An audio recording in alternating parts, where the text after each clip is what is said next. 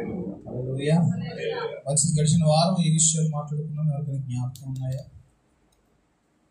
దేవుని స్తోత్రం చెప్తా. మనకున్నట్టు మతి మరపుని బట్టి ప్రభుకి స్తోత్రం చెప్తా. ఏముంది?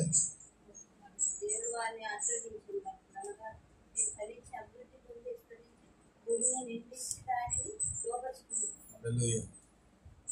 మిగతా వాళ్ళందరిని బట్టి ప్రభుకి స్తోత్రం. ఎందుకు? మీ అందరూ మర్చిపోయారు కాబట్టి. అంతేనా? మతి మరపు అనేది అంట గొప్ప వరమేనండి. అవసరమైన మర్చిపోతామా, అవసరం లేని మర్చిపోతామా? అవసరం లేని మీకు తట్టలేపినా చెప్పేస్తాం. అవసరమైన వాటికి మనం ఎక్కువగా మర్చిపోతూ ఉంటాం. అంతేనా? దాని ఎగ్జామ్ మీరు స్తోత్రం కలిగి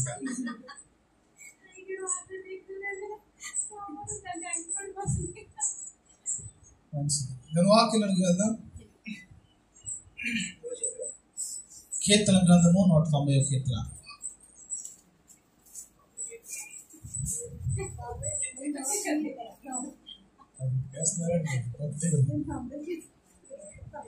రవిగారు చెప్పారు, చెప్పలు కొట్టింది అది మాస్టర్ గారి లక్షణాలు అలా ఉండాలండి.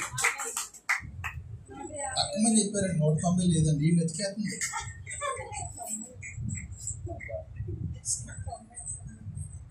షార్ప్గా ఉండాలండి. ఏముంటుందని మట్టుగా ఉండదు. ఎలా ఉండాలి? షార్ప్గా. అంటే మనం ఎవరిని పట్టుకుంటే తెగిపోవాలి. అంతేనండి. దానికి స్తోత్రం. మన అవధి కూడా ఇంకెవరో కూడా. మంచిది. 13వ కీర్తన 5వ వచనం చదువుతారు.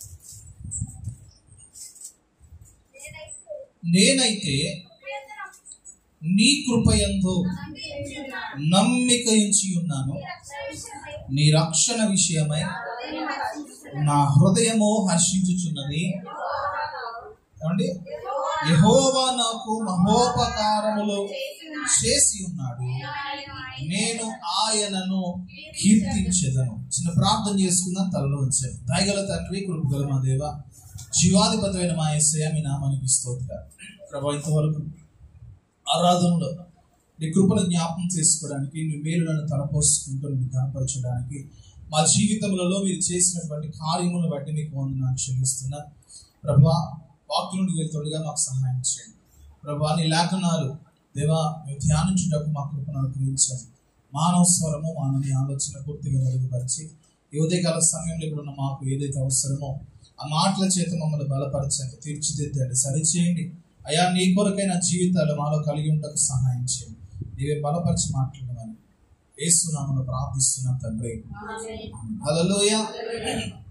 భక్తుడైన దావీదు ఎక్కువగా పాడినటువంటి విషయాలు చూడగలిగితే స్తుతి గురించి పాడుతూ ఉన్నాడు, కృతజ్ఞత గురించి పాడుతూ ఉన్నాడు.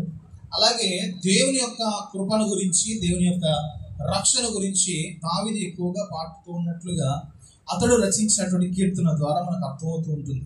ఇక్కడ అంటున్నాడు, నేనైతే నీ కృపయందు నమ్మిక ఉంచి ఉన్నాను. దేవునికి స్తోత్రం చెప్తాడు. హల్లెలూయా. దేని మీద నమ్మిక ఉంచాడు? దేని మీద? మనకి కనబడే వాటి మీద నమ్మకం ఎలా కుదురుద్ది? అవునండి. కనబడే వాటి మీదే సరిగ్గా మనం నమ్మకాన్ని ఉంచుకోలేనప్పుడు కృప కనిపించే వస్తువు కాదు. కృప ఎన్నడూ కూడా కనిపించేది కాదు. కానీ కనిపించినటువంటి దేవుని కార్యమైనటువంటి కృపను బట్టి అంటున్నాడు, నేనైతే నీ కృపయందు నమ్మిక ఉంచి ఉన్నాను. మనందరం కూడా ఖచ్చితంగా ఈ మాట మన హృదయంలో భద్రపరుచుకోవాలి. ఎందుకంటే నమ్మదగినది ఏదైనా ఉందంటే అది దేవుని కృప. దానికి స్తోత్రం.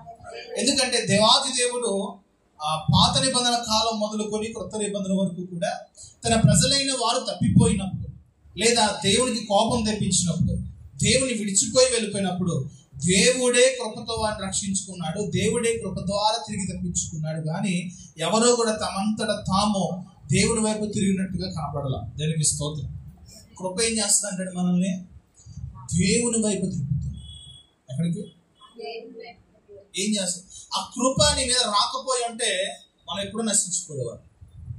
దేవుని కృప మనకి తాకకపోయి ఉంటే మన జీవితాలు ఎప్పుడో పాడైపోయాయి. పెంట కుప్పల నుండి దీనులను పైకి లేపువాడు. ఈ పెంట కుప్పలు ఎలా తయారైన? ఎందుకు? పెంటకుప్పలు ఎలా తయారైంది? ఎప్పుడైనా మీరు ఆలోచించేయండి, మంచి భోజనాలు జరుగుతాయి, మంచి భోజనాలు ఫంక్షన్ జరుగుతాయి, వండడమో లేకపోతే బఫే బయట క్యాటరింగ్ తీసుకొస్తారు. తీసుకొచ్చినప్పుడు వాసన ఎలా ఉంటుంది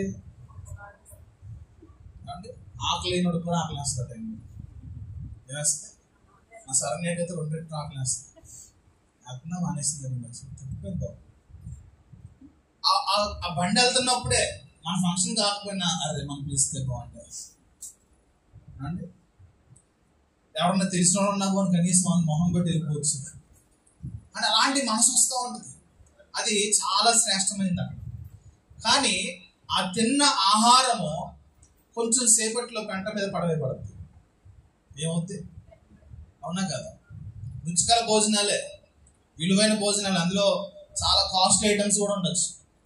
కొద్ది నిమిషాలకి లేదా కొన్ని గంటలకి అది ఎక్కడ పడవేయబడుతుంది?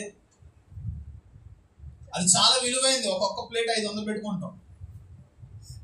ఒకసారికి ఏమవుతుంది? ఆకులో వేసిన తర్వాత దాని విలువ ఏమవుతుంది? పెరుగుతుందా తగ్గుతుందా? తగ్గుతుందా పెరుగుతుందండి? ఒకసారి ఆకులో పడిన తర్వాత దాని విలువ ఏమవుతుంది? తగ్గిపోతుంది. మనం తింటే ఆకులు తగ్గిపోతే, మనం తినకపోతే దాని వాల్యూ తగ్గిపోతుంది. ఈ పెంట కుప్ప మీద పడినటువంటి పరిస్థితి ఎప్పుడు ఏర్పడిందంటే, శ్రేష్టమైన స్థానం నుంచి బయటకు వచ్చినాం, శ్రేష్టమైన దేవునితో సహవాసాన్ని కోల్పోయినాం, శ్రేష్టమైన జీవితాన్ని విడిచిపెట్టి లోక సంబంధమైన ఆశలోకి వెళ్ళాం. తప్పిపోయిన కుమారుడు జీవితాన్ని మనం చూసినప్పుడు, ఆ చిన్న కుమారుడు తండ్రి దగ్గర నుంచి ఆస్తిని తీసివేసుకుని దూర దేశాలకు వెళ్ళిపోవాలనే ఆలోచన కలిగి ఉన్నట్లుగా వాక్యం చెబుతుంది. తీయండి ఒకసారి ఆదికాండం 3వ అధ్యాయం.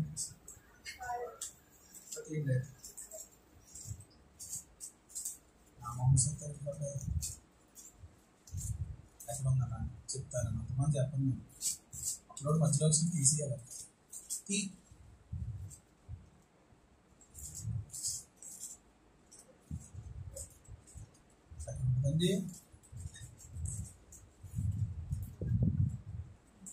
అందరూ తెల్ల మొహాలే. చదువు మరి అంతే చెప్పి అందరూ చేస్తారు. గట్టి చెప్పు. లూకా సువార్త 15వ అధ్యాయం 11వ వచనం చదువు. మరియు ఆయన ఇట్లా నేను ఒక మనుష్యునికి, ఎంతమంది పిల్లలు? దేవునికి 2 రకాల పిల్లలు ఉన్నారంట. ఎవరికి? దేవునికి. చెప్పండి. ఇప్పుడు ఒక ఇంట్లో 2 ఉన్నారంటే 2 ఒకలాగా ఉంటారా? అసలు అక్కడ కుడి అయితే ఎడమైతే కుడు, సంబంధం ఉండదండి ఇద్దరికి. 2 పట్టాలు ఎక్కడ కలవనట్టుగా ఉంటుంది పరిస్థితి. దానికి స్తోత్రం అండి. చదవండి. ఒక తండ్రికి 2 కుమారులు ఉన్నారు. వారిలో చిన్నవాడు, తండ్రి ఆస్తిలో నాకు వచ్చే భాగం ఇమ్మని తండ్రిని అడగగా ఏం చేశాడు? తండ్రి ఎందుకు ఇచ్చాడు? ప్రశ్న వేసుకుందాం. తండ్రి ఎందుకు ఇచ్చాడు? ఏమండి? ప్రేమ కాబట్టి. ఎందుకు ఇచ్చాడు? ప్రేమ.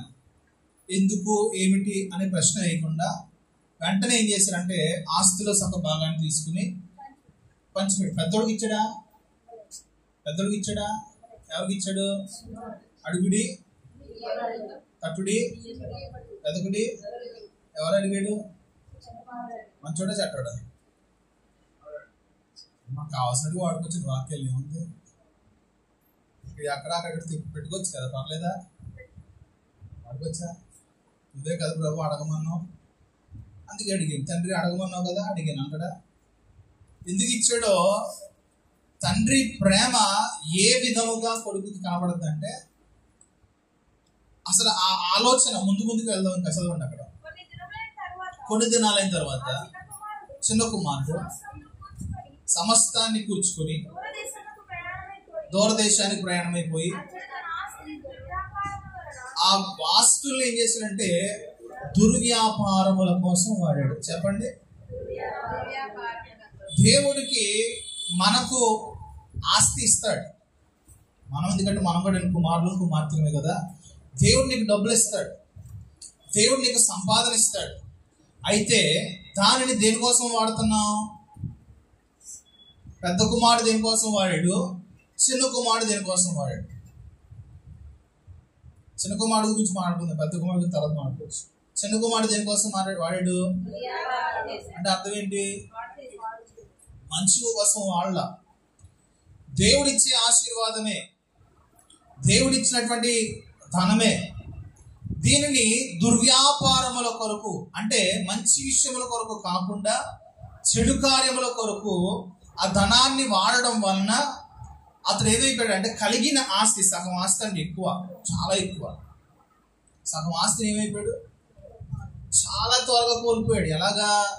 దుర్వ్యాపారము, జోదాలు, వ్యభిచారాలు, త్రాగుడు, లేదా అక్కడ ఉన్నటువంటి పరిస్థితులు చాలా భయంకరముగా అతడు తన ధనాన్ని పాడు చేసుకున్నాడు. ధనం ఉన్నంత వరకు అతని చుట్టూ చాలా మంది స్నేహితులు తిరిగారు. ధనం ఉన్నంత వరకు ఆ వ్యక్తిని ఎలాగైనా పట్టుకుని పీడించడం ప్రారంభించారు. కానీ ఒక్కసారి తన దగ్గర ఏది లేదు అనేటువంటి పరిస్థితి వచ్చేసరికి ఒక్కడు కూడా ఒక్క పూట ఆహారం పెట్టడానికి అతని దగ్గరికి రాలేదు. చదువుతున్న తర్వాత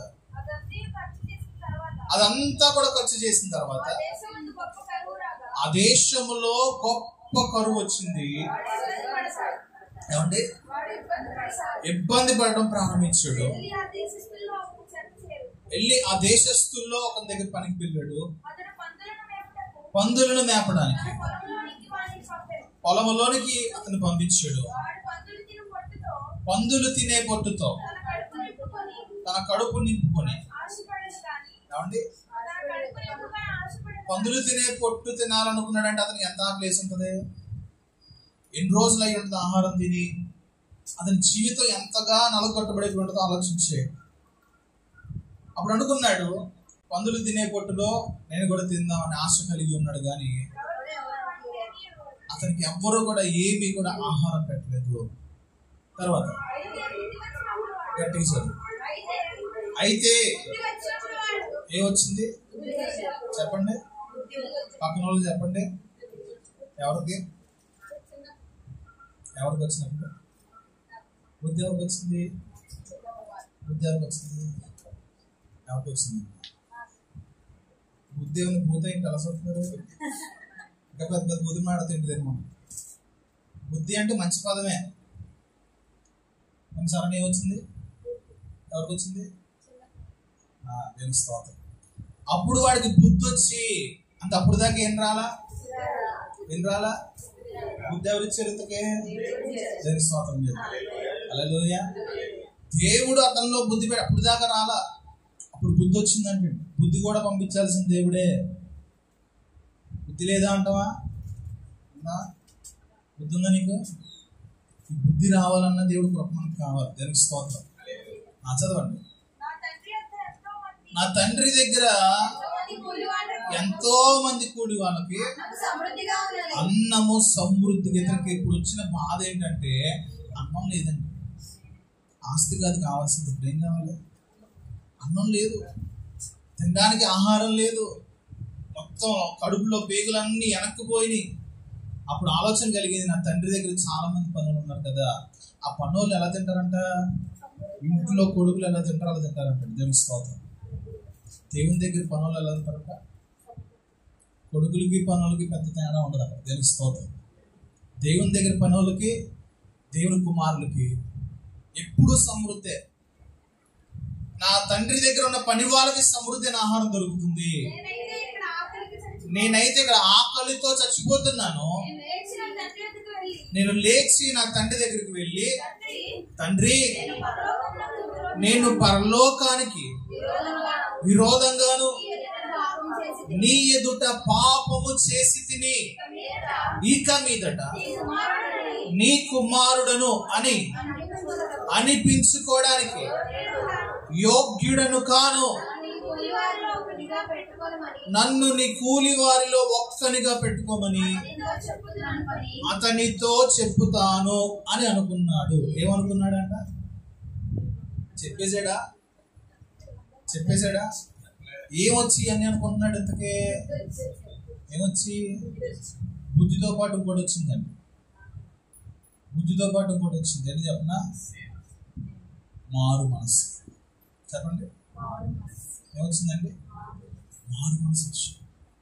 అనుకున్నాడు, ఇంకా చెప్పలా, తండ్రి పరలోకానికి నేను విరోధంగా ఉన్నా, నీ ఎదుట నేను పాపం చేశా, అయితే నేను నీ కొడుకుగా ఉండడానికి నాకు ఎంత మాత్రం కూడా అర్హత లేదు అనుకున్నాడు. అర్థమైపోయింది, తన జీవితం అర్థమైపోయింది, ఇంకా నేను కొడుకుగా ఉండలేను, దయచేసి నీ పని వారిలో ఒక పనోడుగా ఉంటారు, నీ పనోళ్ళలో ఒక పనోడుగా ఉండి నాకు ఆ పూటకు ఆహారం పెట్టాను అని నా తండ్రితో నేను చెప్పుతాను అనుకుని అక్కడి నుంచి బయలుదేరాడు. దేనికి స్తోత్రం.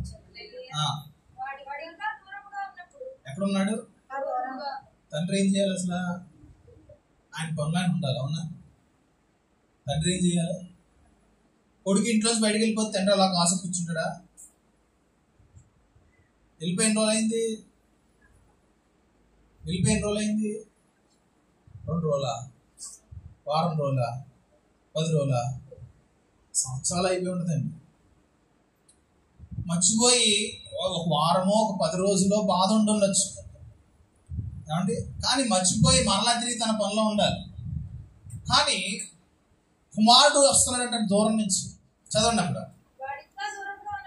ఇంకా దూరముగా ఉన్నప్పుడు తండ్రి వానిని చూచి ఏం పడ్డాడు? మనకేమవుతుంది? రారా అంట. మనం ఏమంటా అంటే మనం ఎలాంటి రకాలంటే, పిల్లలు దెబ్బ తగ్గించినారు అనుకోండి, అయ్యో అనే రకాలం కాదు. నేనైతే అది కాదు.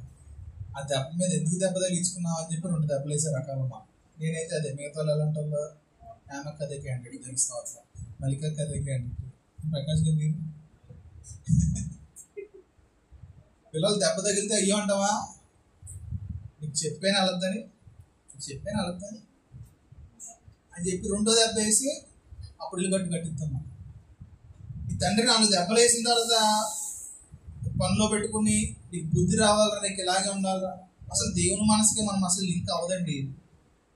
మన బుద్ధి వచ్చేలా చేస్తాం. మనమైతే కొన్ని రోజులు తిప్పించుకుంటాం, సొంత కొడుకైనా ఆడికి బుద్ధి రావాలి.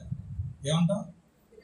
ఆ 4 రోజులు తిరగనే, తిరిగిన తర్వాత ఏ పాలేరు పనులు పెట్టేస్తే అప్పుడు డబ్బు విలువ తెలుస్తుంది, అడిగి కుటుంబ విలువ తెలుస్తుంది, అడిగి బాధ్యతలు తెలుస్తాయి అని మనం అనుకుంటాం. కానీ దేవుడు అలా అనుకునేవాడు కాదు అని ఈ వాక్య భాగాన్ని బట్టి మనం నేర్చుకోగలుగుతాం. దేవునికి స్తోత్రం, హల్లెలూయా. దేవుని ప్రేమను గురించి కానీ, దేవుని యొక్క కృపను గురించి కానీ ఆలోచన చేయగలిగితే అసలు దాన్ని మనం అందుకోవడం చాలా కష్టం అండి.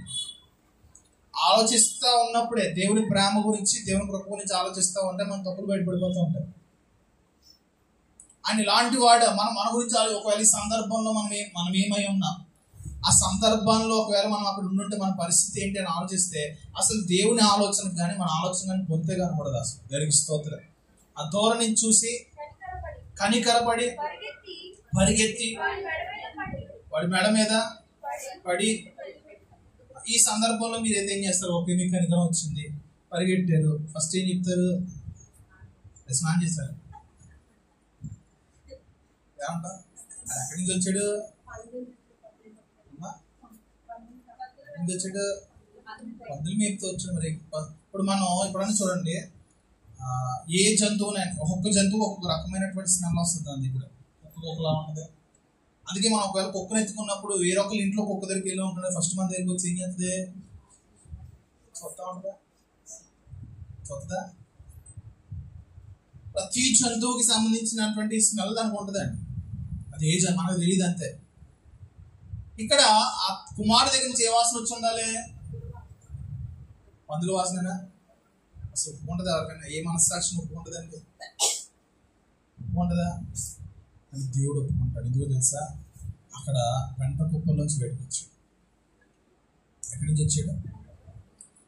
వెంటనే వెళ్ళి పడి మెడ మీద ముద్దు పెట్టుకుని, భయంకరంగా స్వెట్ వచ్చేది ఇక్కడేనండి, భయంకరమైన స్వెట్ వచ్చేది అక్కడ. పడి ముద్దు పెట్టుకుని కౌగిలించుకున్నాడంట. ఇంకా తండ్రి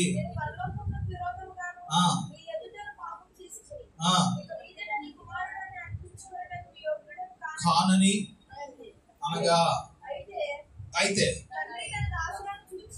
తండ్రి దాసులను చూచి ప్రశస్త వస్త్రములను త్వరగా తెచ్చి కట్టి ఉంగరం పెట్టి దేవునికి స్తోత్రం కలుగునుగా. అంటే మరలా తనకున్నటువంటి అధికారాన్ని మరలా దేవుడు ఇవ్వడానికి ఇష్టపడుతున్నాడు. చెప్పలు కూడా వస్తాయి. ఏముంది అతనికి ఇవ్వడానికి? తన భాగం వెళ్ళిపోయింది కదా, తన స్థానం కోల్పోయాడు కదా, తనకంటూ ఆ ఇంట్లో ఇంకేం మిగలలేదు కదా, చిల్లి గవ్వతో సహా తీసుకెళ్ళిపోయాడు. ఏ అధికారముతో అక్కడికి వచ్చాడంటే, ఒకటి పనివాడుగా, ఎందుకంటే అక్కడ అవకాశం లేదు. ఇంకా నేను పనివాడుగా ఉందాం అనుకున్నాడు, కానీ తండ్రి ఏం చేశాడు?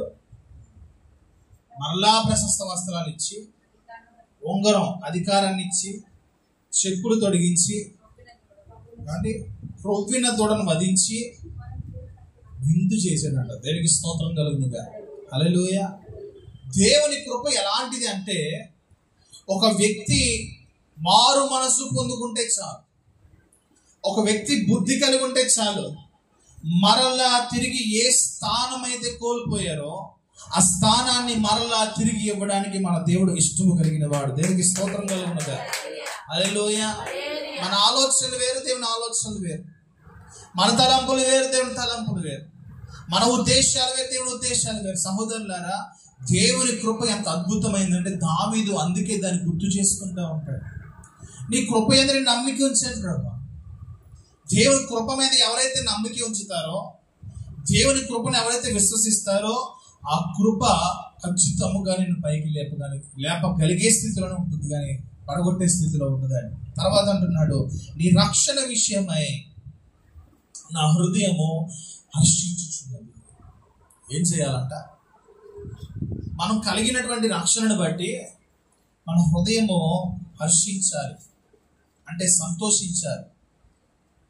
రక్షణ తీసుకున్నప్పుడు ఏదో ఒక 2-3 రోజులు ఒక ప్రత్యేకత మనలో కనపడద్దు, కానీ తర్వాత వెళ్ళే కొద్దీ ఆ రక్షణ తీసుకున్నాము అనే విషయం వచ్చినప్పుడు పెద్దగా మనకు ఆనందం కనపడదు. అదొక సాధారణముగానే మన జీవితంలో మనం తీసుకుంటూ ఉంటాం. కానీ రక్షణ విలువ ఎంత విలువైందంటే, ఒక మనిషి చనిపోయిన తర్వాత ఆ రక్షణ అతనికి లేకపోతే దాని విలువ తెలుస్తుంది. తెలుస్తుంది. హల్లెలూయా. తీర్పులో నిలబడినప్పుడు రక్షణ లేదు అనేటువంటి ఒక విషయాన్ని బట్టి అతను పక్కకు వెళ్తే, ఆ రక్షణ విషయంలో దేవుడు బతికినాడు చాలా మంది ఉన్నారు. ఒక్క అవకాశం ఇవ్వడం. ఎవడతారు? ఒక్క అవకాశం. ఆ ఒక్క అవకాశం ఇస్తే నేను రక్షణ తీసుకుని వచ్చేస్తాను. తీసుకొచ్చాడమే కొన్ని రోజులు బతకచ్చుగా. రక్షణ తీసుకుంటే ఏమవుద్ది? మారు మనసు పొందితే ఏమవుద్ది? తెలుసా తెలీదా? పేరు మారుద్ది, అంతేనండి. దేవుని యొక్క రక్షణ ఎంత విలువైందంటే, మనిషి తన స్థానము దేవుని దగ్గర ఉన్నటువంటి స్థానాన్ని ఉన్నతంగా మార్చేది. దేవునికి స్తోత్రం. హల్లెలూయా. మన లోకస్తుల కొరకు, లోకంలో విషయాల కొరకు ఆలోచన చేస్తాం, కానీ మన జీవితము మరణించిన తర్వాత, మనం చనిపోయిన తర్వాత దేవుని రాజ్యములో దేవుడు మనకిచ్చే స్థానం, మన ఒక్కరికి కాదు మనుషులకు దేవుడు ఇచ్చే స్థానం గురించి ఆలోచన చేస్తే అది చాలా చాలా ఉన్నతంగా ఉంటుంది అంటే. దేవునికి స్తోత్రం. అందుకే అంటున్నాడు, ఈ లోకంలో అశాశ్వతమైన దానికోసం ఎప్పుడు కూడా మీరు కంగారు పడద్దు. ఈ లోకం అంతా కూడా నశించిపోయేటువంటి జీవితం, కాబట్టి అంతలో ఉండి అంతలో మాయమైపోయేటువంటి జీవితాలు. కానీ వీటి మీద మనం ఎక్కువగా ఆశలు పెంచుకుంటూ ఉంటాం. లోక విషయాల మీద, లోకం మీద తలంపులు ఎక్కువగా మనం కలుగుతూ ఉంటాయి. కానీ నిజమైనటువంటి శాశ్వతమైన రాజ్యం కొరకు ఎప్పుడు కూడా ఆలోచన చేసే వారిని మనం ఉండలేకపోతున్నా. అంటున్నాడు, ఈ రక్షణ విషయమై నా హృదయము హర్షించుచున్నది, యెహోవా నాకు మహా ఉపకారములు. ఏం చేశాడంటే, దావీదు పని అంటే ఇదేనండి, నీకు ఏం లేదు. దేవుడు చేసిన పనులన్నీ గుర్తుపెట్టుకోవడం, మనం వెంటనే చేసినవన్నీ మర్చిపోవడం. ఏం చేయలేదు మాత్రం గుర్తుపెట్టుకుంటాం, అంతేనా? ఎందుకు చేయలేదు ప్రభువా అని అడుగుతావు, కానీ చేసిన దాన్ని బట్టి ఎప్పుడైనా కృతజ్ఞత స్తుతి చెల్లించేవా? మహోపకారములు చేసి ఉన్నాడు. ఇది చాలా రీజన్ నాకు. లెక్కలేనన్ని కార్యాలు ప్రభువు నాకు చేశాడు. లెక్కించలేనటువంటి అద్భుతాలు, ఆశ్చర్య కార్యాలు ప్రభు మన అంత జరిగించాడు. ప్రతిరోజు కూడా ఒక అద్భుతమే చెప్పాలంటే, ప్రతిరోజు కూడా ఒక ఆశ్చర్యమే చెప్పాలంటే, ఈ క్షణం ఎలాగో మనం బ్రతికున్నామంటే అది దేవుని కృపని మనం జ్ఞాపకం చేసుకోవాలి. దేనికి స్తోత్రం కలుగునుగా. హల్లెలూయా. 32వ కీర్తన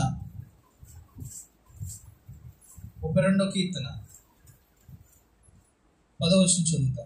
భక్తిహీనులకు అనేక వేదనలు కలుగుచున్నవి. యెహోవా యందు నమ్మిక ఉంచువారిని కృప ఆవరించుచున్నది. దేవునికి స్తోత్రం కలుగునుగా. దేవుని యందు నమ్మిక ఉంచు వారిని ఏం ఆవరిస్తుంది? ఆవరించడం అంటే ఏంటి? హత్తుకోవడం.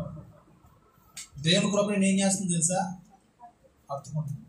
ఇప్పుడు చంటి బిడ్డల్ని హత్తుకున్నారనుకోండి, ఇలాగా చిన్నపిల్లలు. ఇప్పుడు దేవుడు హస్తాంతరం మనతో ఉంటుందా? మనం దేవుడి ముందు ఎలా ఉంటాం? అప్పుడే పుట్టిన పిల్లలు మనం ఎత్తుకుంటే కనబడతారా? అప్పుడే పుట్టిన పిల్లలు ఎంత ఉంటారండి? సింగిల్ హ్యాండ్తో మోసొచ్చారు. అవునా? ఇలా అన్నమాట ఇంకా ఉన్నారో లేదో తెలియదు. మన దేవుడు మనం హత్తుకుంటే ఎలా ఉంటామంటే ఆయన చేతిలో అప్పుడే పుట్టిన పిల్లలు ఎలాగైతే ఇమిడిపోతారో అలా ఉంటామండి మనం. దేవునికి స్తోత్రం. హల్లెలూయా. ఆయన ఎలా నేను హత్తుకుంటాడంటే, నువ్వు ఆయన మీద నమ్మకం ఉంచినప్పుడు, ఆయన మీద విశ్వాసం ఉంచినప్పుడు ఆయన కృప అలా ఆవరిస్తుంది. ఏం కనబడదు, నువ్వు బయట కనబడదు. ఇంకా యేసుక్రీస్తు ప్రభు వారు కృపగా ఈ లోకానికి వచ్చాడు. అండ్ ఎలా వచ్చాడు? కృపాసత్య సంపూర్ణునిగా మన మధ్య నివసించాడు. ఈ కృప దేనికోసం అని అడిగితే, మనుషుల మీద ఉన్నటువంటి పాపము. ఎందుకంటే ప్రతిరోజు మనం ఈ లోకంలో జీవిస్తూ ఉన్నప్పుడు ఖచ్చితంగా పాప మాలిన్యం మనకు అండకుండా పోదండి. మన ఆలోచనలు, మన ఉద్దేశాలు, మన నడవడిక, మన మాటలు, మన చూపులు, మన తలంపులు, ఇందులో ఏదో ఒక చోట మనం పాపానికి పట్టుబడిపోతూ ఉంటాం. అది ఎలాంటిదంటే, తెల్లని బట్టలు వేసుకుంటూ వెళ్తున్నప్పుడు ఒక బండి అలాగ వెళ్తే ఏమవుతుంది? బురద మీద పడుతుందా? నేను అంటాను ఇలా వస్తుంది. ఏమవుతుంది? హాక్ అయ్యారా అంటారు సార్. ఎలా అవుతుంది? ఇలా చూసుకుంటాం. అంటే మురికి అనేది ఏమవుతుంది?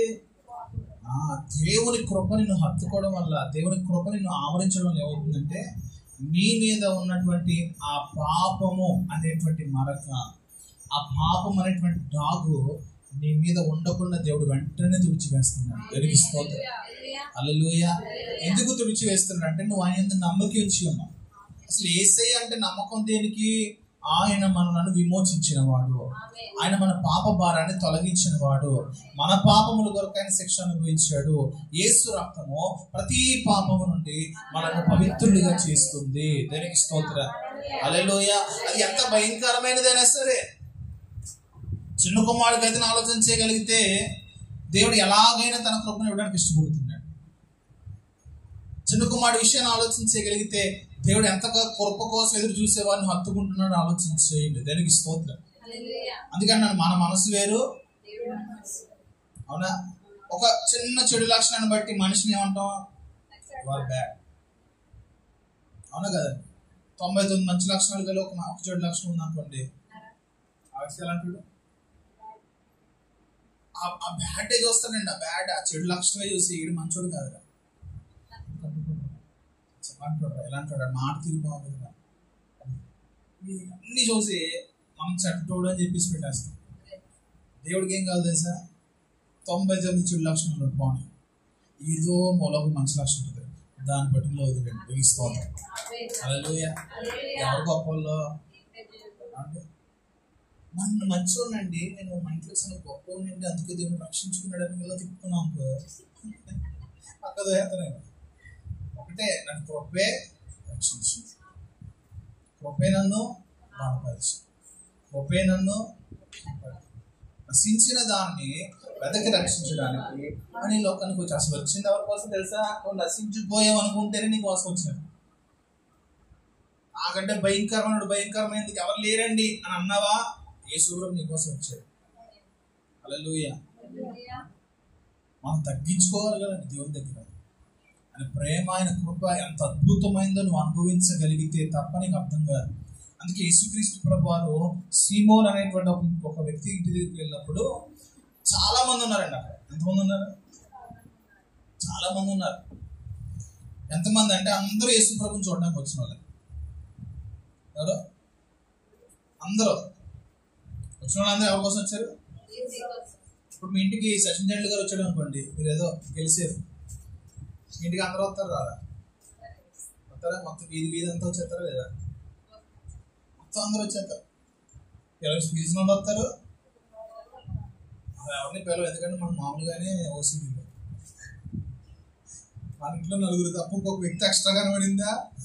మనిషిలో ఉన్నాం మన దేవిస్తూ అదండి. మన ప్రశాంతంగా ఇంకొక వ్యక్తి ఎక్స్ట్రా ఉంటే మాత్రం అదొలా అయిపోతుంది. ఈ సీమోన్ ఇంట్లోకి యేసు ప్రభు వస్తాడని తెలిసి మొత్తం ఆ ప్రాంతం, చుట్టుపక్కల ప్రాంతం అందరూ వచ్చేసారండి. వచ్చేసి చూడటం మొదలు పెట్టారు. యేసు ప్రభు వారు వచ్చారు, ఎవరు ఆహ్వానించలేదు అంటాడు. జస్ట్ ఆహ్వానించాడు రమ్మని. ఆయన వచ్చాడు, కూర్చున్నాడు, వీళ్ళందరూ దిక్కుమొహాలు వేసి వస్తారు ఇలాగలా. కానీ ఒక స్త్రీ వాటికి ఏం చేసిందంటే ఆయన పాదాలను అత్తరు వేసింది. అంటే మరొక స్త్రీ ఏం చేసిందంటే ఆ పాదాలను కన్నీటితో కడుగుతూ తల వెంట్రుకలతో తొడవడం మొదలు పెట్టిందని. దేనికి స్తోత్రం. వాళ్ళందరూ అనుకుంటున్నారు నిజంగా ఈయన దేవుని కుమారుడు అయితే ఆ పాదాలు పట్టుకుని కడుగుతుంది ఎవరైనా తెలుసుకోవాలి. అంటే వీళ్ళందరి దృష్టిలో ఆమె ఏంటి ఏమండి? అందరి దృష్టిలో ఏంటి? దగ్గరికి రానివ్వకూడదు కదా, చీచి అని పక్కకి ఇండియాలి కదా. అంటే నిజంగా ఉన్నదండి ఇది. నిజంగా ఈయన అంటే ఎంత కోపం రాళ్ళ మాటకి నిజంగా అంటే ప్రశ్నిస్తున్నారు అక్కడే. అంటే దేవుడైతే తోసేయాలా? దేవుడైతే ఆయన పక్కకి గెంటేయాలా?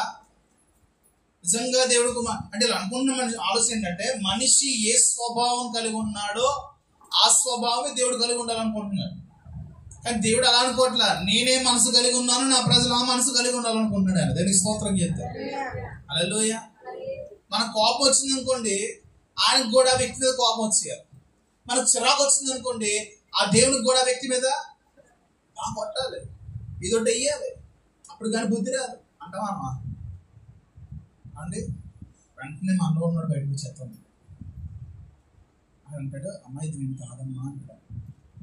యేసయ్య అది కాదు, యేసయ్య మనసు అది కాదు. మనం తిట్టుకున్నంత మాత్రాన నీ తిట్లు ఆయన నెరవేరుస్తాడా? నువ్వు భక్తుడివే, భక్తురాలవే, కాబట్టి యేసు ప్రభుకి చాలా ఇష్టం. నువ్వు అన్నంత మాత్రాన దేవుడు చేస్తాడా? చేయాలని రూల్ ఉందా అండి? లేదు. ఆయన చేయడం ఆయన అలా చేసి ఉంటే మనం ఎప్పుడో మన సీన్ సితార అయిపోయింది. ఆయన అలా చేసి ఉంటే ఎప్పుడో మనం దెబ్బలు తినేసేవాడు. దేవుడు అలా చేసేవాడు కాదు. దేవునికి స్తోత్రం. హల్లెలూయా. నీ కోసం పరలోకాన్ని విడిచిపెట్టి వచ్చి పిడిగుద్దులు తిని తొడాదెబ్బలు వీటి మీద చేల్చబడిన పరిస్థితి అంత ఎందుకు? నేను శిక్షించడానికా, రక్షించడానికా? ఏమంటే దేనికోసం? శిక్షించడానికా, రక్షించడానికా? రక్షించడానికి. గుర్తుపెట్టుకోండి మీరు, ఆయన రక్షించే దేవుడే కానీ ఆయన శిక్షించినప్పుడు ఎందుకు శిక్షిస్తాడంటే మరలా తిరిగి. ఇప్పుడు కుమారుడు మొత్తం కోల్పోయాడు, అదొక శిక్ష. కుమారుడు ఏం చేశాడు? మొత్తం కోల్పోయాడు, అదొక శిక్ష. అంటాను కృప కోల్పోయాడు. ఏం కోల్పోయాడు? కృప కోల్పోయాడు. మరలా కృపను రీఛార్జ్ చేసుకోవడానికి వచ్చాడు. దేవుని స్తోత్రం చెప్తాడు. హల్లెలూయా. కృప ఎక్కడ దొరుకుద్ది? దేవుని వాక్యం చెప్తుంది మనందరం కూడా కృపా సింహాసనం దగ్గరికి వద్దాం. కృపను ఒక సింహాసనం చేసి కూర్చున్నాడు ఆయన. దేవుని స్తోత్రం కలుగునిగా. ఏం కూర్చున్నాడు? కృపను ఒక సింహాసనముగా చేసుకుని దాని మీద కూర్చున్నాడు. ఆయన దగ్గరికి వచ్చిన వారికి ఏం దొరుకుతుంది? కృప దొరుకుతుంది. చెప్పండి, కృప దొరుకుతుంది. కృప అనే పదం చాలా చిన్నదే, కానీ అది నీ జీవము కంటే ఉత్తమమైనది. వాక్యం ఉంది కదా, కృప జీవము కంటే ఉత్తమమైనది. ఆ కృప నేను ఆవరించేది, ఆ కృప నేను రక్షించేది, ఆ కృప నేను తప్పించేది, ఆ కృప నేను బలపరిచేది. దేవునికి స్తోత్రం కలుగునుగా. ఆ కుమార్తె యేసు ప్రభు పాదాలు పట్టుకుని కన్నీరు కారుస్తూ తలబెట్టు తులుస్తుంటే వాళ్ళందరూ కూడా ఆ స్త్రీని తప్పు చేసి మాట్లాడుతున్నారు. కానీ యేసు ప్రభు వారు లేచి అక్కడ మాట్లాడి తెలుసా?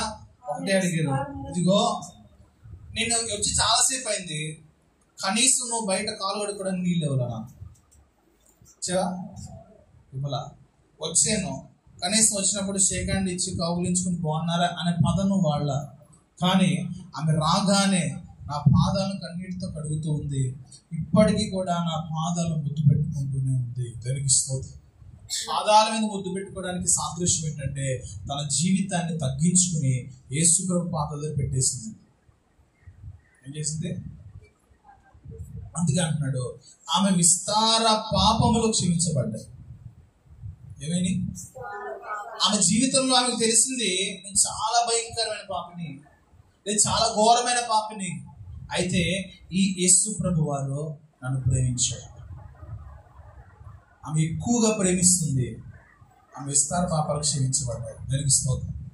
అక్కడ ఉన్న వాళ్ళందరూ లాస్ట్ చూడడానికి వచ్చారు, కానీ వారిలో కూడా పాపం ఉందండి. ఏ మనిషిలో కూడా పాపం అనేది లేకుండా లేదు. వాళ్ళందరూ అనుకుంటున్నారు మేము పాపం కాదు అంటే, అధికమైన పాపం కాదు అనుకుంటున్నారు. నేను ఒక మాట చదువుకున్నాం కదా, పరిచయం ఏమనుకున్నాడు, ఆ ద్రోహిలా లేను, విచారలో లేను, ఆ దొంగగా లేను, ఆ లోబిలా లేను, అందుకు నీకు స్తోత్రం అని మొదలెట్టాడు. కానీ ఆ ప్రార్థన ఏమవుతుంది, అక్కడక్కడే తిరుగుతుందండి. ఒకే ప్రార్థన దగ్గరికి వెళ్ళిపోయింది, అయ్యా ఆకాశం వైపు కన్నెత్తులకు దేనికి సరిపోవట్లేదు, ఈ పాపిని నన్ను కరుణించు అనగానే అతడు నీతిమంతుడిగా మార్చబడ్డాడు. దేనికి స్తోత్రం. కృప మనల్ని ఏం చేస్తుంది తెలుసా? నీతిమంతుడిగా మార్చబడి కూడా ఒకసారి దేవుని కృప మనల్ని. అందుకంటే ఎవరైతే ఆయన యందు నమ్మిక ఉంచి ఉన్నారో దేవుని యొక్క కృప వారిని ఆవరిస్తుంది. దేవుని కృప నిన్ను కమ్ముతుంది. దేవుని కృప నిన్ను మరలా పైకి లేపుతుంది.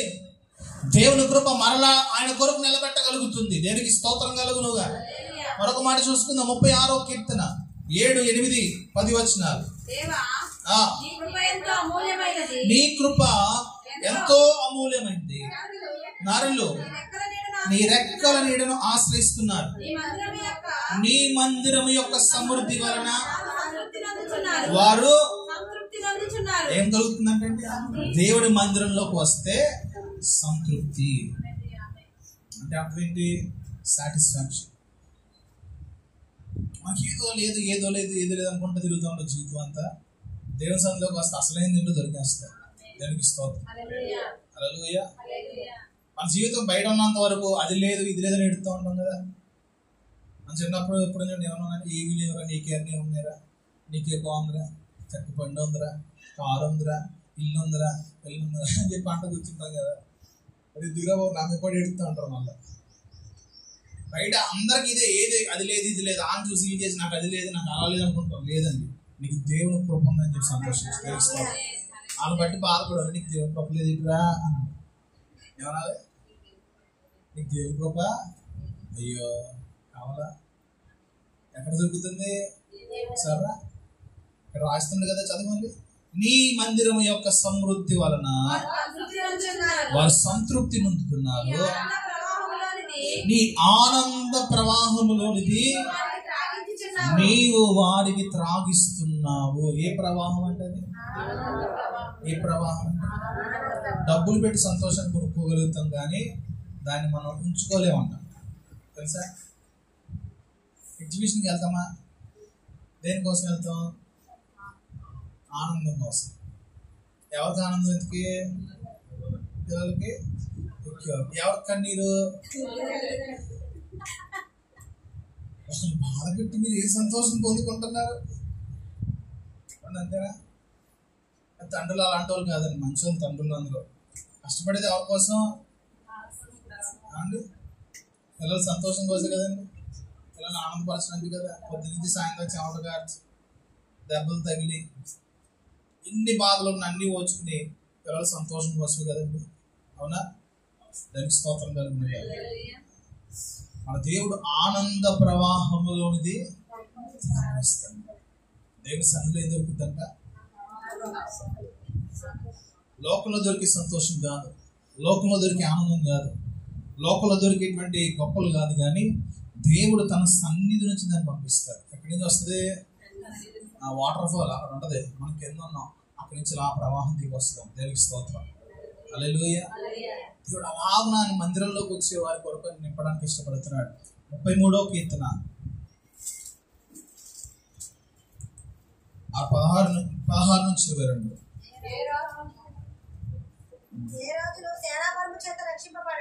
ఏ రాజును సేన బలము చేత రక్షించబడడు, ఏ వీరుడును అధిక బలము చేత తప్పించుకోలేడు. రక్షించుటకు గుర్రం అక్కడికి రాదు, అది దాని విశేష బలము చేత మనుషులను తప్పింపచాలదు. వారి ప్రాణమును మరణం నుంచి తప్పించుటకు, కరువులో వారిని సజీవులుగా కాపాడుటకు యెహోవా దృష్టి ఆయన యందు భయభక్తులు గల వారి మీదను ఆయన కృప కొరకు కనిపెట్టుకో వారి మీదను నిలుచుచున్నది. మనము యెహోవా పరిశుద్ధ నామమందు నమ్మిక ఇచ్చి ఉన్నాము, ఆయనను బట్టి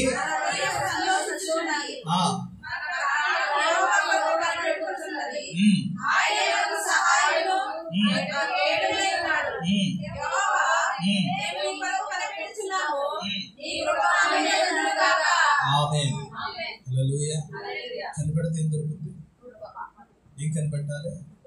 దేవుణ్ణి కనిపెట్టాలి.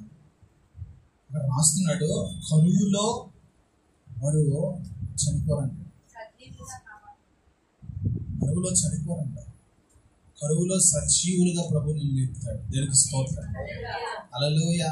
ఎందుకంటే చాలా చాలా దేశాల్లో ఇశ్రాయేలు ప్రజలు ఎక్కువగా చూస్తూ ఉన్నారు. కరువులు చూసారండి ఇశ్రాయేలు ప్రజలు. ఏం చూసారు? ఎక్కడ చూసాం? మనం బైబిల్ గ్రంథంలో చూస్తే యాకోబు కాలంలో చూసాం. అవునా? యోసేపు యాకోబు ఉన్నప్పుడు కరువు కాలం వచ్చింది. తర్వాత రూతు నయోమి దగ్గర కరువు కాలం వచ్చింది. అలా చాలా ప్రాంతాలు, చాలా స్థలాల్లో ఆయా కాలంలో కరువుగా, మనకు అంత తెలియదు కరువు కాలం అని. అవునా? దేవుని కృప మనకు తోడుగా ఉంది. మళ్ళీ కరోనా టైంలో చూసాం కరువు కాలం. అవునా? బయటికి వెళ్ళి కొనుక్కోవడానికి ఉండేది కాదు, ఉద్యోగాలు లేవు, పనులు లేవు, వ్యాపారాలు లేవు, చేతిలో డబ్బులు లేవు. కానీ దేవుడు పోషించాడు. దేవునికి స్తోత్రం, హల్లెలూయా. కరువు కాలంలో సజీవులుగా ప్రభు మనల్ని నిలబెడతాడు. అందుకే ఇక భక్తులు అంటారు, వాటి గురించి ఆలోచన చేస్తూ నీ కృప మా మీద ఉంటుంది కాక. కృప ఉండాలంటే మన మీద నిత్యం. 136 కీర్తన చదువుతాం కదా, నీ కృప నిత్యం ఉంటుంది. దేవుని కృప మన మీద ఎలా ఉండాలంట? ఎలా ఉండాలంటే నువ్వు తప్పు చేసినా సరే అది నీ నుంచి తప్పిపోకుండా, దేవుని కృప నుంచి నువ్వు తప్పిపోకుండా, అంటే కృపలో నిలిచి ఉండదు, మనం దాని నుంచి బయటికి వెళ్ళదు. ఆ కృపలో నిలిచి ఉండడానికి ఆ కృపను మనం హత్తుకోవాలి కొన్నిసార్లు. దేవునికి స్తోత్రం. దేవుని కృప మనం ఆవరిస్తుంది, కానీ మనం తోసుకుని వెళ్ళిపోతాం. దేవుని కృప మనం పట్టుకుంటుంది, మనం దాన్ని తోసుకుని వెళ్ళిపోతాం. దేనికి? అలా వెళ్ళినప్పుడే కీడు మన మీద పడుతుంది. అలా వెళ్ళినప్పుడే అపవాదిగాడు మన మీద వేసినటువంటి పన్నాగాలన్నీ నెరవేరుతాయి. అలా వెళ్ళినప్పుడే అడుగుచ్చులో మనం పడిపోతూ ఉంటాం. అలా వెళ్ళినప్పుడే మనకు గాయాలు తగులుతూ ఉంటాయి. అలా వెళ్ళినప్పుడే నష్టపోతూ ఉంటాం. అలా వెళ్ళినప్పుడే మనం అనుకున్న ఏమి జరగదు. దానికి స్తోత్రం, హల్లెలూయా. మరలా ఎక్కడికి రావాలి? రెండో కుమారుడికి జీవితం ఎక్కడ దొరికింది? మరలా ఏమండి? మరలా కృపలోకి వస్తేనే దేవుని స్తోత్రం చెప్తాం. ఎక్కడికి రావాలి? మరలా కృపలోకి రావాలి. భక్తుడైన దావీదు అంటున్నాడు, నేనైతే నీ కృప యందు నమ్మిక ఇచ్చి ఉన్నాను. ఎందుకో తెలుసా? అది నిన్న నేడు నిరంతరము ఒకటే రీతిగా ఉంటుంది. దేవుని కృప ఎప్పుడు కూడా మారేది కాదు. మనం మారిపోవచ్చు, మన మనస్తత్వాలు మారిపోవచ్చు, మన పరిస్థితులు మారిపోవచ్చు. ఇప్పుడు ఒకలా ఉంటాం, సాయంత్రం ఒకలా ఉంటాం, రేపు ఒకలా ఉంటాం, మనం మారిపోతాం. కానీ దేవుని కృప ఎప్పుడూ కూడా మానేది కాదు. దేవునికి స్తోత్రం చెప్తారు. 2వ దినవృత్తాంతాల గ్రంథము ముగించేసుకుందాం. 2వ దినవృత్తాంతాల గ్రంథము 6వ అధ్యాయం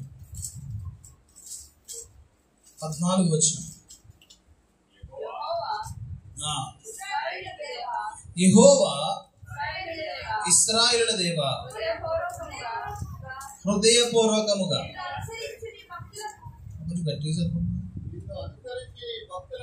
నిన్ను అనుసరించు నీ భక్తులకు నిబంధనను నెరవేర్చుచు కృప చూపుచు నుండు నీ వంటి దేవుడు ఆకాశమందైనను భూమి అందైనను లేడు. దేవునికి స్తోత్రం. హల్లెలూయా. చూడండి, హృదయపూర్వకముగా నిన్ను అనుసరించినటువంటి ఆయన భక్తులు దేవుణ్ణి హృదయపూర్వకముగా అనుసరించాలి. ఎలా అనుసరించాలి అంటే ఇది వ్యక్తిగతమైనది, ఇది బలవంతమైనది కాదు. భక్తి ఎప్పుడు కూడా బలవంతంగా చేయకూడదు. నువ్వు దేవుని కృపను అనుభవించిన దానివైతే, దేవుని ప్రేమను అనుభవించిన వాడవైతే, నీ మట్టుకు నీవు హృదయపూర్వకముగా దేవుని వైపు తిరుగుతావు. దేవునికి స్తోత్రం. హల్లెలూయా. కొంతమంది స్తుతులు చెప్పింతాం, ఉపయోగం ఉందా? ఉపయోగం ఉందండి. ఇలా ఒట్టుకల రాక్షసుల సొంత స్థుతులు చెప్తూ ఉంటారు. అలా చెప్తారండి, స్తోత్రం స్తోత్రం స్తోత్రం స్తోత్రం. ఉపయోగం ఏముంది? ఎవరి కోసం చెప్తున్నారు? చెప్పకపోతే మూడు వదలరా బాబు అన్నట్టుగా కొంచెం చెప్పి గట్టిగా ఒక 20 వస్తాయా, బిలో 20, 20 కూడా రావు. అట్టు పెడతాను నేను ఒకసారిలాగా 5-6 వచ్చేటప్పటికి మౌనం అయిపోతాను. కానీ వాక్యంలో అక్కడ చూస్తే మనకి ఎలా ఉందంటే, హృదయపూర్వకముగా నేను అనుసరించు నీ భక్తులకు ఏం నెరవేరుస్తారు తెలుసా? దేవుని నిబంధన చిన్నదంట. దేవుని నీకు విషయం చెప్తున్నాను చూడండి. నీ మీద దేవుడు ఏ నిబంధన ఉంచాడో నీకు తెలియకపోతే హృదయపూర్వకంగా ప్రభుని వెంబడించలేదు. మనకి ఆ ఆలోచన కూడా రాదు సరిగ్గా. నేనేంటి నాతో ఉంది దేవునితో పని, చాలా ఆయన నాకు పోషిస్తూ ఉంటే సార్, నా పని మీద కాపులు ఉంటే సార్, మంచి ఆరోగ్యం పెడితే సార్, ఆదివారం నమస్తే చెప్పొచ్చేస్తాను అనుకుంటున్నాను. నీ మీద గొప్ప ప్రణాళిక ప్రభువు ఉంది. దానికి స్తోత్రం చెప్తాను. హల్లెలూయా. నేను 2009లో దేవుని మందిరానికి వెళ్ళాను. మీకంటే గౌరవమైన 2011 దాకా అదేంటి అర్థం కాదు. దానికి స్తోత్రం అండి. 3 సంవత్సరాలు దేవుని చిత్తం ఏంటో, దేవుని యొక్క నిబంధన ఏంటో అర్థం కాక ఒకప్పుడు అందులో ఉండేవాళ్ళం. కాబట్టి అందులో నుంచి ఇందులోకి వచ్చి అదే చేస్తాం మొదలు పెట్టాం. శుక్రవారాలు, మంగళవారం, ఆదివారాలు అంతే అయిపోయింది. అది కాదు, ఆయన ఆదివారం దేవుడు కాదు, సోమవారం దేవుడు కాదు, మంగళవారం దేవుడు కాదు. అసలు ఆయనకి రోజులే లేవు. రోజు ఇచ్చిందే నీ కోసం. దేవునికి స్తోత్రం. రోజు ఎవరి కోసం ఇచ్చాడైనా? దేవుడు ఎప్పటి నుంచి ఉన్నాడు? అక్కడ రోజులు కానీ టైంలు కానీ ఏమైనా ఉన్నాయా? ఈ క్వశ్చన్ తెలుసా? రోజులు టైంలు కనబడేది ఎక్కడ అనుకుంటారు ఇంతకీ? ఈ భూమి మీదే. ఎవరికి? సూర్యగ్రహణం మీదకి వెళ్ళి అడుగు పెట్టండి, అక్కడ ఉండదా టైము? ఇంకొక విషయం, ఇక్కడ మనం చూసే టైము అమెరికాలోకి వెళ్ళి చూడండి. ఇక్కడ మనం చూసే టైం ఇప్పుడు ఎంత అయింది? టైం ఎంత అయింది అంటే 10:30. అమెరికాలో ఎంత అయింది? అమెరికాలో ఎంత అయింది? ఇంగ్లాండ్లో ఎంత అయింది? పాకిస్తాన్ వెళ్ళేటప్పుడు ఇంకా తగ్గిపోతుంది. అంటే ఇక్కడ ఉన్న స్థిరమైన సమయం ఇంకో చోట లేదండి. ఈ రోజులు కానీ, తిథులు కానీ, సమయాలు కానీ మనం పెట్టుకుంది ఈ భూమి మీదే. దేవునికి స్తోత్రం. దేవుడికి అది ఏది లెక్కకాదు. దేవుడికి అదేది కూడా ఆయనకి ఉదయం రాత్రి అనేది లేదండి. మనుషుల్లో తమ జీవితాన్ని నడిపించుకోవడానికి మాత్రమే అది. దేవుడు వయసు ఎంత? సంవత్సరాలు ఉంటాయి కదా, వయసు చెప్పడానికి దేవుడికి స్తోత్రం కలుగునుగా. హల్లెలూయా. కనుక దేవునికి ఇవేమి అనవసరం, వాటితో లెక్కలేదు. మనం అనుకుంటాం వాటి గురించి, ఈ రోజుల గురించి, మంచి రోజు, చెడ్డ రోజు, శుక్రవారం వెళ్ళకూడదు, ఆదివారం తెక్కకూడదు, మంగళవారం కత్తిరించుకోకూడదు, గోరులు తీసుకోకూడదు, పని పెట్టిన ఏ రోజులు చేస్తాను నేనైతే. తెలుసుకోవచ్చు. నాకు గోరు ప్రతి మంగళవారం తెస్తాను, కానీ దాచిపెట్టి ఒకసారి ఎప్పుడు మీకు కావాలంటే ఒకటో తెస్తాను. మీకు తెలుసుకోవతం కలుగునిగా. అవి ఏం పని చేయవండి. అలాంటి రోజులకి పనిగట్టుకుని నాకు దేవుడు నాతో చేయిస్తాడు. దేవుడు అనుకోకుండా షాపులు పెళ్లి రోజు ఫిక్స్ చేసారా, కరెక్ట్గా రోజు సూర్యగ్రహణం, బయటికి ఎవడు అడిగట్టు అంటే కరెక్ట్గా అదే ఆ రోజే సూర్యగ్రహణం. మా ఇంట్లో కంగారు అడిపోయారు, డేట్ మారుతారు, సమస్య లేదు, వస్తే రండి, ప్లేట్లు మిగులుతాయి. రాకపోతే ఇదే అనుకున్నాడు, రాకపోతే ప్లేట్లు మిగులుతాయి, వస్తే తింటారు. ఇదే అనుకుంటున్నాను, ఈ ఇంత ఊరికే మరి ఎక్కడ దొరకడరా బాబు అనుకున్నారు. తర్వాత డానీ గడి బొజ్జలో ఉన్నప్పుడు రేపేనంటే డెలివరీ అవుతున్నప్పుడు ముందు రోజు కూడా సేమి దగ్గర సూర్యగ్రహణం. అలెక్కి గారు మొత్తం ఆ టైంలో మొత్తం తింటారు కదా, బాగా బయటికి తీసుకెళ్తే తినొచ్చుకొని వెళ్తే బయటకు వచ్చి వాడికి వెళ్తే ఒక పెద్ద ఆవిడ ఉంది అసలు. అమ్మా నువ్వు కడుపుతో ఉన్నావా అంది. అవునండి. అచ్చింటికి వెళ్ళిపో, అచ్చింటికి వెళ్ళిపో, సూర్యగ్రహణం బయట తిరగకూడదా, ఏమైనా అయిందండి? కేవలం మనుషులు కల్పించుకున్నటువంటి ఆచార సంబంధమైన ఇవి మనుషుల్ని పాడు చేసేవి కానీ బాగు చేసేవి కాదు. మనిషి ప్రతిదీ మంచిది అని అడిగేస్తే తనకు హృదయంలో ఉన్నటువంటి మంచిదనాన్ని బట్టి ప్రతిదీ మంచిదని జరుగుతుంది. దేవునికి స్తోత్రం, హల్లెలూయా. మనం మంచి రోజు చెడ్డ రోజు అనుకున్నాం అనుకోండి, దేవుణ్ణి మనం అవమానపరిచాం. దేవుడు ప్రతిదీ ఎలా చేశాడు? అవునా కదా? ప్రతిదీ దేవుడు ఎలా చేశాడు? మంచిది. ఇప్పటికీ కూడా క్రైస్తవులు ఇప్పుడు మొండూరులో ఆలగనకు వచ్చి గొడవ మన ఒక ఆవిడ అలాగే చేసింది. అంటే రోజు దాటేంత 3 సంవత్సరాలు వచ్చేది అంటే మళ్ళీ ఎప్పుడు వాళ్ళతో చేయించుకోమని అయితే ఎక్కడికి వెళ్ళి వచ్చిందని. కొన్నిసార్లు కఠినంగా ఉంటానండి, తెలుసుకునే సంగతి. కొన్నిసార్లు లొంగుతాను, కొన్నిసార్లు అలాంటి విషయాల్లో మరి ఎక్కువ పెచ్చగా ఉంటాను నేనైతే. దేవునికి స్తోత్రం. ఆ చెవులకు వినపడగానే నాలో ఉన్నటువంటి మూర్ఖుడు బయటకు వస్తూ ఉంటాను. అది కొన్ని నా చెవులు పడకూడదు, కొన్ని వినకూడదు అనుకుంటాను నేను. అవి విన్నామా అక్కడ ఖచ్చితంగా చేస్తాను. ఆ తర్వాత రోజు పెట్టుకోమన్నా సడన్గా ఫోన్ చేసి, అయ్యారు మీరు అన్నట్టుగా సాయంత్రం పెట్టుకున్నాను, టైం చెప్పండి అన్నారు. సార్ 4 అన్నా. ఈరోజు మొత్తం ఊరంతా తిరిగేసాను, చెత్తలపూడి పని మీద మొత్తం తిరిగి సాయంత్రం 7ంటికి వచ్చాను. ఒక మళ్ళీ ఏం అనలేక మౌనంగా సొత్తకుంటున్నారు. మరి చేయించుకుంటారా రెప్పం గట్టిగా, మీరు వచ్చారు కదా చేసి గోడతో చెప్పించింది. మళ్ళీ దేవునికి స్తోత్రం. మన దేవుని పేరు చెప్పి ఎప్పటికప్పుడు చేసుకొచ్చాను. ఎందుకంటే మనకి ఏం తోడుగా ఉందంటే దేవుని కృప తోడుగా ఉంది. దేవునికి స్తోత్రం. వాక్యం చెప్పింది ఏంటో తెలుసా? నువ్వు అడుగు పెట్టి ప్రతి స్థలములో ఏం చేస్తాడైనా ఆ అడుగు పెట్టిన స్థలాన్ని దేవుడు మన చేతికి అప్పగిస్తాడు. దేవునికి స్తోత్రం, హల్లెలూయా. ఇప్పటికీ కొంతమంది సేవకులు టైంలు పాటిస్తారండి, మనం అలాంటివి పాటించకుండా ఉందుము గాక. హల్లెలూయా. పెళ్ళిళ్ళు కూడా అమావాస్య చేద్దాం. దేవునికి స్తోత్రం, హల్లెలూయా. చేద్దామా? అమావాస్య చంద్రుడు వస్తారు. దేవునికి స్తోత్రం కలుగును. అర్థం ఏంటి? ఆకాశం అంతా బలమైన వాళ్ళని. దేవునికి మహిమ కలుగునుగా. మన చదువు మాట చదువుకు ముగించేసుకుంది. యెహోవా ఇశ్రాయేలు దేవా, హృదయపూర్వకముగా నిన్ను అనుసరించు నీ భక్తులకు నిబంధనను నెరవేర్చు కృపను చూపుచుండు. నీ వంటి దేవుడు ఆకాశమంతైన. సహోదరులారా, నీ దేవుడు నీ కొరకు తన నిబంధనను నెరవేర్చడానికి కృపను అనుగ్రహించే దేవుడు. దానికి స్తోత్రం. కృప ఎప్పుడు వస్తుందో తెలుసా? మనం అర్హులంగా కానప్పుడు వస్తుందండి. ఎప్పుడు వస్తుంది? అర్హులం కాదు కానీ కావాలి. అర్హులం కాము కానీ కావాలి. ఇదే మనకు ఉండాల్సిన టాలెంట్. మనకు ఉన్నటువంటి క్వాలిఫికేషన్ ఏంటంటే మన అర్హులం కాదు కానీ కావాలి. దానికి స్తోత్రం చెప్పాలి. హల్లెలూయా. వర్గులు కాదా కానీ నీకు అట్లా కోరుకుంటారు. డబ్బా నాకు ఇవ్వా, అయ్యా నాకు చేయవా, నాకు దయచేయవా, వెంటనే ప్రభువు నీకు ఇవ్వడానికి ఇష్టపడుతున్నాడు. దానికి స్తోత్రం కలుగునుగా. మోకరించి ప్రార్థన చేసుకున్నాం దేవుని సన్నిధిలో. ఒకసారి కృపను తలపోసుకుందాం, కృపను గురించి ఆలోచన చేద్దాం.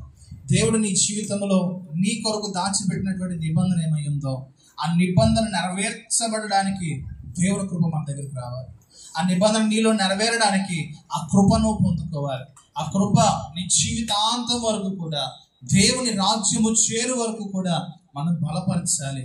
కనుక దేవుని కృప కోసం ప్రార్థన చేద్దాం. దేవుని కృపను మరలా నీ జీవితంలో బలపరచాలని ప్రార్థన చేద్దాం. స్వరాలు తెచ్చి కొద్ది నిమిషాలు